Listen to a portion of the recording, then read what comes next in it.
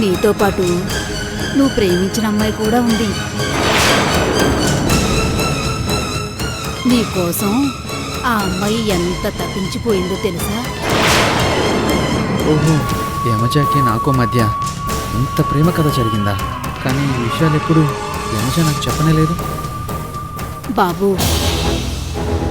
నీ భార్యలా భర్తని ప్రేమించే అమ్మాయిని నేనింతవరకు చూడలేదు. నువ్వు కోలుకోవాలని అందరి దేవుళ్ళకి దండం పెట్టుకుంది. నువ్వంటే తనకి చాలా ప్రేమ తెలుసా? అంత ప్రేమించింది కాబట్టే కావేరి నా చేయి పట్టుకోగానే యమజ అలా రియాక్ట్ అయింది. బాబు, అమ్మాయి ఎలా ఉంది? బాగుందమ్మా. అమ్మా, మీరేమి అనుకోకపోతే ఒకసారి మా ఇంటికి వస్తారా? మిమ్మల్ని చూస్తే నా భార్య చాలా సంతోషపడుతుంది. అది కాదు బాబు, ఇప్పుడు ప్లీజ్ అమ్మా, రండి రండి.